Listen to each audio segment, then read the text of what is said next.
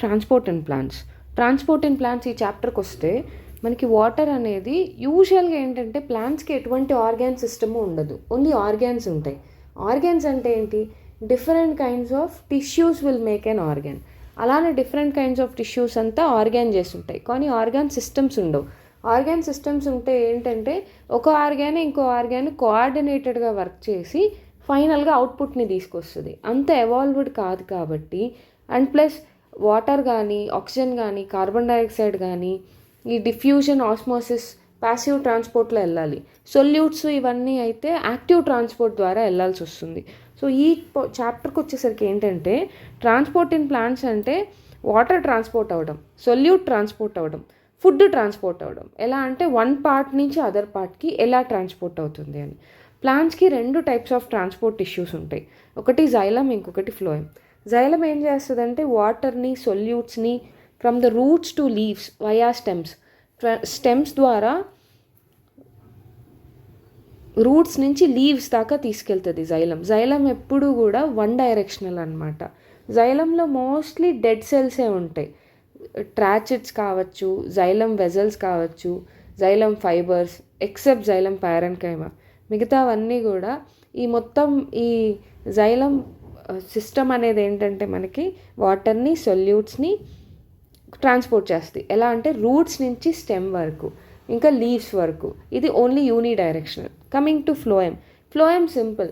ఎక్కడైతే food produce అవుతుందో అక్కడి నుంచి ఎక్కడైతే ఫుడ్ కావాలో దానికి తీసుకెళ్తుంది అనమాట. మెయిన్గా సొల్యూట్స్ని ట్రాన్స్పోర్ట్ చేస్తుంది. సో ఇది బై డైరెక్షనల్. అంటే ఇప్పుడు రూట్స్లో ఫుడ్ స్టోర్ అవ్వాలి. ఇప్పుడు క్యారెట్, బీట్రూట్, రాడిష్ వీటిల్లో ఏం చేస్తుందంటే లీవ్స్ ప్రిపేర్ చేసిన ఫుడ్ని తీసుకెళ్ళి రూట్స్ స్టోర్ చేసుకునేలా చేస్తుంది. మళ్ళీ ఎప్పుడైనా మిగతా పార్ట్స్కి ఫుడ్ అవసరం అయితే రూట్స్ నుంచి ఆ పార్ట్స్కి తీసుకెళ్తుంది. ఇలా బై డైరెక్షనల్ మూమెంట్ అనేది ఫేవర్ చేస్తుంది. ట్రాన్స్లొకేషన్ అంటే ఏంటంటే సో లాంగర్ డిస్టెన్స్ వరకు ఫ్లోయంలో కానీ జైలంలో కానీ substance if transport for longer distances then we have to call it as translocation. So passage of minerals in and out of the cells. ఎలా అంటే మెయిన్గా diffusion, facilitated diffusion, active transport. So వీటి గురించి మనం ఈ కింద పార్ట్లో డీటెయిల్గా చూడబోతున్నాం. అసలు డిఫ్యూజన్ అంటే ఏంటి? Movement of solute particles higher concentration నుంచి లోవర్ కాన్సన్ట్రేషన్కి. వెరీ సింపుల్గా చెప్పాలంటే మీరు ఒక కార్నర్ ఆఫ్ రూమ్లో స్ప్రే కొట్టారు. స్ప్రే కొడితే అది రూమ్ అంతా తీసుకెళ్తుంది. అంటే it's a kind of diffusion, right? మీరు ఒక దగ్గర స్ప్రే కొడితే మొత్తం అంతా ఆ మిస్ట్ అంతా మొత్తం ఓవరాల్ రూమ్ అంతా స్ప్రెడ్ అవుతుంది. దానికి ఎటువంటి ఎనర్జీ అవసరం లేదు. ఇట్స్ అ ప్యాసివ్ ట్రాన్స్పోర్ట్ అనమాట. సో దీన్నే డౌన్ హిల్ ట్రాన్స్పోర్ట్ అంటాం.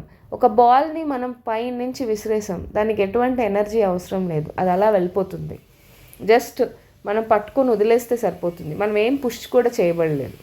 ఫెసిలిటేటెడ్ డిఫ్యూజన్ అంటే ఏంటంటే ఇది కూడా సేమ్ డిఫ్యూజన్ లాగానే, కాకపోతే ఒక మెంబ్రెయిన్ ఛానల్స్ నుంచి వెళ్తే అలాంగ్ విత్ మెంబ్రెయిన్ ఛానల్స్, దాన్నే ఫెసిలిటేటెడ్ డిఫ్యూజన్ అంటాం. ఇది కూడా along the concentration gradient, towards the concentration గ్రేడియంటే. సో ఇది passive absorption of solute particles mediated by membrane along the concentration gradient. Osmosis అంటే ఏంటంటే movement of water from higher concentration to lower concentration.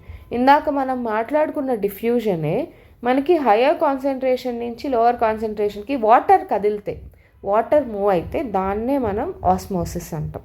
అసలు plasmolysis అంటే ఏంటి? ఈ word మనం only plant సెల్కి మాత్రమే వాడతాం.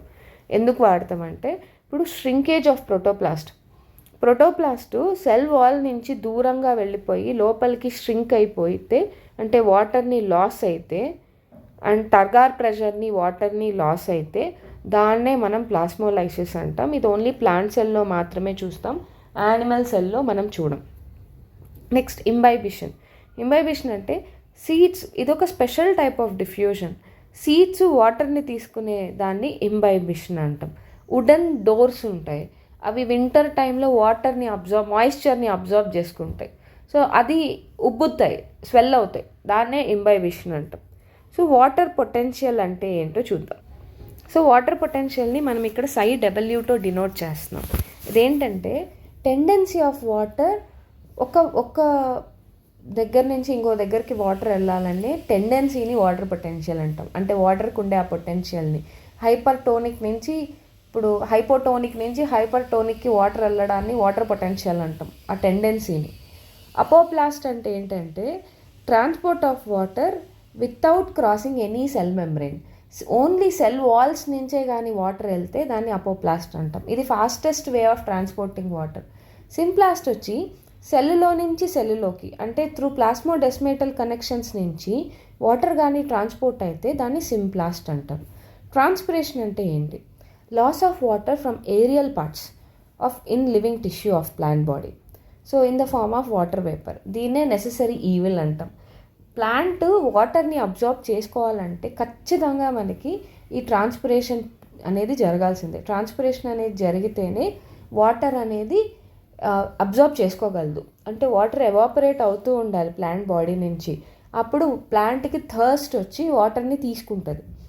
గటేషన్ అంటే ఏంటంటే removal of excess of water in the form of water droplets from the tip of the leaf. Leaf టిప్స్లో మనకి హైడాథోట్స్ అనే ఒక ఆర్గాన్ ఉంటుంది. దాంట్లో నుంచి కానీ వాటర్ డ్రాప్లెట్స్గా బయటకు వచ్చేస్తే ఇదేంటంటే రూట్ ప్రెషర్ ద్వారా, సో వాటర్ని అబ్జార్బ్ చేసుకుంటూ వెళ్తే ఒక పాయింట్లో వాటర్ అనేది ఆ స్ట్రా లాంటి కాలంలో ఫిల్ అవుతూ వెళ్తుంది. ఎక్సెస్ అమౌంట్ ఆఫ్ వాటర్ ఇలా బయటకు వస్తుంది. ఎర్లీ మార్నింగ్ మనం కానీ గ్రాస్ మీద నడిస్తే మనకి డ్యూ డ్రాప్స్ అంటాం. సో గ్రాస్ అంతా తడిగా ఉంటుంది, వాటర్ పట్టకుండానే తడిగా ఉంటుంది. ఎందుకంటే because of this guttation. So ascent of sap వచ్చి టాల్ ట్రీస్కి కూడా వాటర్ ఎలా పైకి వెళ్తుంది? ట్రాన్స్పిరేషన్ పుల్ వల్ల. అందుకే దాన్ని నెసెసరీ ఈవిల్ అంటాం. అగెయిన్స్ట్ ద గ్రావిటేషనల్ ఫోర్స్ వెళ్ళగలుగుతుంది. గటేషన్ దేనివల్ల అంటే ఇంక్రీజ్డ్ రూట్ ప్రెషర్ వల్ల. రూట్లో వాటర్ బిల్డప్ అయి పైకి అలా వెళ్తున్నప్పుడు, కాలంలో వెళ్తున్నప్పుడు ఎక్సెస్ అమౌంట్ ఆఫ్ వాటర్ ఇలా హైడాథోట్స్ ద్వారా బయటకు వస్తుంది. దాన్నే మనం గటేషన్ అంటాం. గాడ్ సెల్స్ అనేవి ట్రాన్స్పిరేషన్కి చాలా హెల్ప్ చేస్తాయి. వాటర్ పొటెన్షియల్ వచ్చి మనకి ప్యూర్ వాటర్కి 0 ఉంటుంది. Root pressure develops due to active absorption. Root pressure అనేది యాక్టివ్ అబ్జార్ప్షన్ వల్ల డెవలప్ అవుతుంది ఆ pressure. Transpiration and root pressure ఏం చేస్తుందంటే water to rise in plants by pulling and pushing respectively. వాటర్ని పుల్ చేస్తూ పుష్ చేస్తూ ఇలా మనకి రూట్ ప్రెషర్ని పెంచుతుంది అన్నమాట. సో రూట్ ప్రెషరు అలానే ట్రాన్స్పిరేషన్, సో పుష్ చేస్తాయి, పుల్ చేస్తాయి. ఈ రెండిటి వల్ల మనకి మెయిన్గా వాటర్ అనేది మూవ్ అవ్వగలుగుతుంది. ఫ్లోయమ్ వచ్చి షుగర్స్ని బై డైరెక్షనల్లో మూవ్ చేస్తుంది. ఇది చాలా చాలా ఇంపార్టెంట్ క్వశ్చన్.